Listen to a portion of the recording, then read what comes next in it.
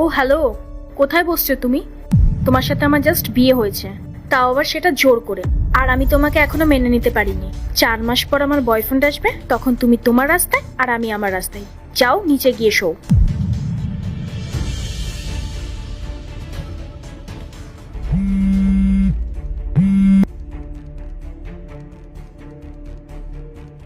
Hello.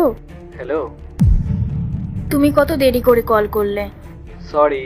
তোমার কি আমার কথা একটুও মনে পড়ে না? মনে পড়ে তো। আচ্ছা,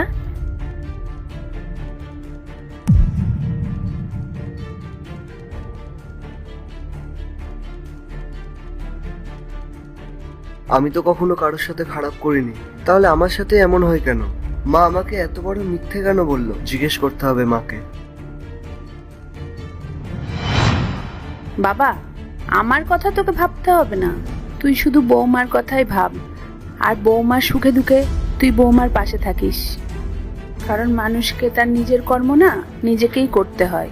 কেউ তোর সঙ্গ দিতে আসবে না, এমনকি তোর মাও না। এবার আমি ওর মন জয় করেই ছাড়বো।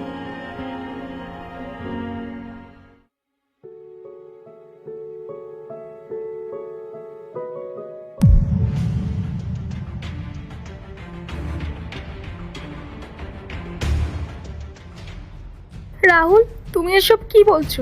তুমি জানো আমি তোমার জন্য কতদিন ধরে অপেক্ষা করে আছি, আর তুমি আমার সাথে এমনটা করতে পারো না। Hello hello.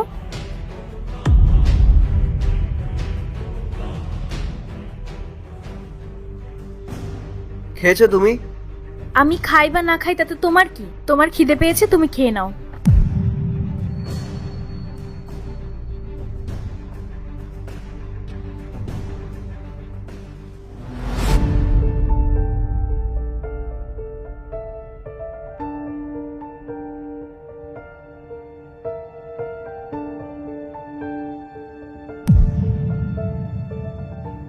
পেটের খিদে থেকে কি করে পালাবে?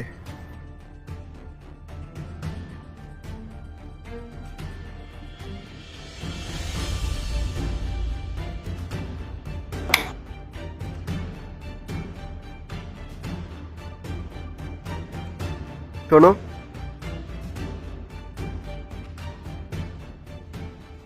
আমি জানি তুমি কিছু খাওনি, খাবারটা খেয়ে নাও। আমার খিদে নেই।